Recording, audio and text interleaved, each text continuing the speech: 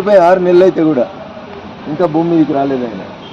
ఓ పక్కన హరీష్ రావు అనేట ఆయనను, ఇంకో పక్కన జై తెలంగాణ అని పార్టీ ఫిరాయించి కాంగ్రెస్ పార్టీలకు పోయి టీఆర్ఎస్ పార్టీని ఖతం చేసేందుకు పనిచేసిన 9 మంది ఎమ్మెల్యేల మీద జడ్జిమెంట్ రాయండి స్పీకర్ గారని ధర్నాలు చేసి గొడవ చేసి కోర్టుకు పోయి కేసులు వేస్తే కూడా 4 సంవత్సరాల 11 నెలలు దున్నపోతు మీద వానబడ్డట్టు నిద్రపోయినటువంటి సురేష్ రెడ్డి అనే స్పీకర్ని ఎడమ చేయి పక్కన, ఫిరాయింపులకు ఆద్యుడైనటువంటి సిద్దిపేట ఎమ్మెల్యే హరీష్ రావుని కుడి పక్కన కూర్చోబెట్టుకొని భారత రాజ్యాంగ విలువల గురించి సిరిసిల్ల ఎమ్మెల్యే యువరాజ్ అనేటోడు మాట్లాడితే దయ్యాలు వేదాలు వల్లించినట్లున్నాయి.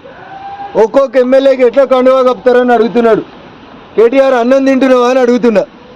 ఎందుకు అడుగుతున్నా అంటే సైకిల్ గుర్తు మీద గెలిచిన తలసాని శ్రీనివాస్ యాదవ్ అనేట ఆయన తీసుకొని కారు గుర్తు క్యాబినెట్లో మంత్రి పదవి ఇచ్చినటువంటి సిగ్గులేనోడు ఎవరైనా ఉన్నాడంటే అది నీ అయ్య తప్ప ఇంకొకటి కాదు. కేటీఆర్ భారత రాజ్యాంగాన్ని టీఆర్ఎస్ పార్టీ కూని చేసినంత ఈ దేశంలో ఎవరు కూని చేయలేదు. నువ్వు మీ నాయన మీ బావ కలిసి ఒక్కొక్క ఎమ్మెల్యేను ప్రలోభ పెట్టి పైసలు ఇచ్చి నోట్లు ఇచ్చి ఎమ్మెల్యేలను కొనుక్కొని మీ నాయన చేయలే. ఒక్కొక్కరిని కొనుక్కోవడం, ఫామ్ హౌస్కి తెచ్చి ఒక్కొక్కరిని కొనుక్కోలే, ఒక్కొక్కరికి పైసలు ఇవ్వలే. వీళ్ళు అడిగినావు కదా, సిద్ధరామయ్య చెప్తున్నాడు కర్ణాటకలో బీజేపీ ఒక్కొక్కరికి 25 కోట్లు ఇచ్చి కొంటుంది. ఇక్కడ రేవంత్ రెడ్డి ఎంత పెట్టి కొంటుండు అని అడుగుతున్నావు. నేను అడుగుతున్నా కేటీఆర్, నువ్వు నీ అయ్యా నీ బావ కలిసి ఎన్ని పైసలు ఇచ్చి కొన్నారు తెలంగాణలో ఎమ్మెల్యేలని?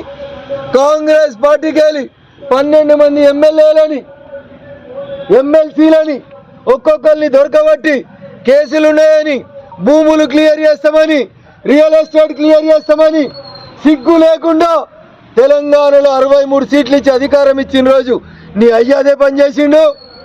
88 సీట్లు ఇచ్చి తెలంగాణను మంచిగా పాలించమని రెండోసారి ముఖ్యమంత్రి చేస్తే నువ్వు భూమి మీద నడవక నువ్వు మీ అయ్య కలిసి కాంగ్రెస్ ఎల్పీని విలీనం చేసుకున్నారు. నేను సైన్స్ టీచర్ని, సైన్స్ నమ్ముతాను, గురుత్వాకర్షణ సిద్ధాంతాన్ని నమ్ముతాను. నువ్వేం చేసినావో ఇలా రేవంత్ రెడ్డి అనేటోడు కూడా గదే చేస్తున్నాడు. భూమి గుండ్రంగా ఉంటుంది. నువ్వు మీ నాయన కలిసి 10 ఏళ్లలో కాంగ్రెస్ పార్టీని ఖతం చేసేందుకు ప్రయత్నం చేస్తే రాజ్యాంగాన్ని కూనీ చేసి ఏదో 2/3 వంతు వస్తే తీసుకోవచ్చు అని చెప్పిండు.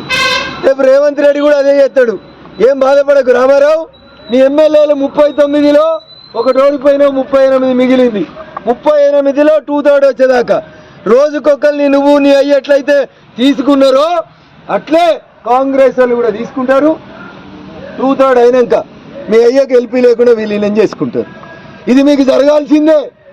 నువ్వు నీ పక్కన కూర్చున్న హరీష్ అనేటోడు, ఎడమ చేయి పక్కన ఉన్న స్పీకర్ సురేష్ రెడ్డి అనేటోడు 1200 మంది తెలంగాణ అమరులు అవుతుంటే జై తెలంగాణ అని మేము చస్తుంటే వాడు స్పీకర్ కుర్చీలో కూర్చొని ఒక్క కాంగ్రెస్ ఎమ్మెల్యేని కూడా డిస్క్వాలిఫై అయ్యానని పక్కన కూర్చోబెట్టుకొని ఢిల్లీలో కూర్చొని ఇలా రాజ్యాంగం చదువుకోవాలి, రాహుల్ గాంధీ చదువుకోవాలి. రాహుల్ గాంధీ చదువుకోలే, నువ్వేం చదువుకున్నావు? నీ అయ్యాడ చదివిండు, 80,000 పుస్తకాలు చదివినా నీ నీతి ఏందిరాబాయ్ అని అడుగుతా ఉన్నా. నువ్వు చేసిన తప్పుని ఇలా కాంగ్రెస్ చేస్తే ఎందుకో కింద కాలుతున్నట్టుంది కేటీఆర్. నేను కాంగ్రెస్ని సమర్థిస్తలేను. కాంగ్రెస్ మీకంటే దిగజారిన పార్టీ, మీకంటే చిల్లర రాజకీయం చేస్తుంది. ఈ దేశంలో పార్టీ ఫిరాయింపులకి ఆద్యుడు ఎవడన్నా ఉంటే అది కాంగ్రెస్ పార్టీ.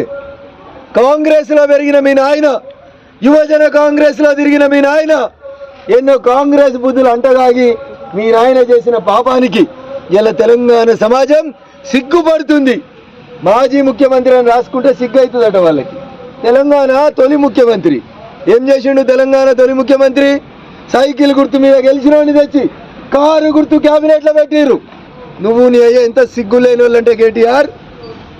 తలసాని శ్రీనివాస్ యాదవ్ రాజీనామా స్పీకర్కు పంపించిండని చెప్పి గవర్నర్ని తప్పుదోవ పట్టించి తలసాని శ్రీనివాస్ యాదవ్ తోటి పూర్తి సమయం మంత్రి పదవి నడిపించిన వాళ్ళు మీరు. ఎవరికైనా బాధ అనిపిస్తుందేమో, రఘునందన్ ఏంది సిగ్గు లేదని మాట్లాడుతుండని. అరే నీ అయ్యా 100 సార్లు తిట్టిండు, నీ అయ్యా 100 సార్లు తిట్టిండు. తెలంగాణలో సామెత ఉంటుంది కేటీఆర్, ముంగట్ నాగలు ఎట్లా పోతే వెనుక నాగలు కూడా గట్లే పోతుంది. అది రూల్. అది నువ్వు జై తెలంగాణ అనే కంటే ముందు ఏప్రిల్ 27, 2001 జలదృశ్యంలో జై తెలంగాణ అన్నోడు రఘునందన్. ఫిరాయింపుదారులు వద్దు సార్, ఈ ఫిరాయింపుదారులే రేపు ఫిరంగులై పేలుతారు, నువ్వు సత్తావు కేసీఆర్ అని చెప్పి టీఆర్ఎస్లోకి వెళ్ళి బయటికి వచ్చినాడు రఘునందన్.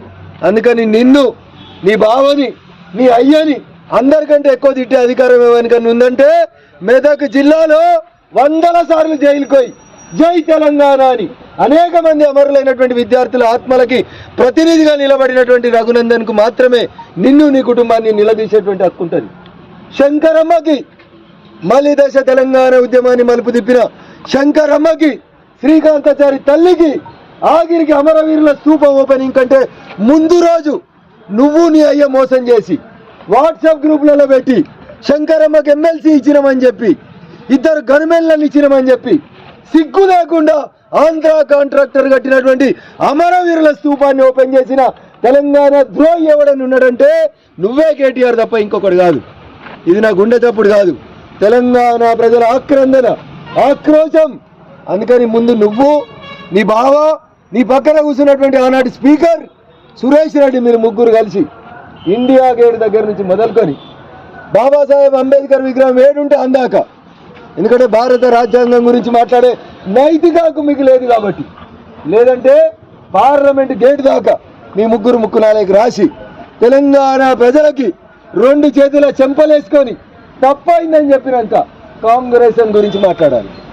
అంతకంటే ముందు మీరు మాట్లాడితే తెలంగాణ సమాజం మిమ్మల్ని క్షమించదు కేటీఆర్ అని చెప్తా ఉన్నా.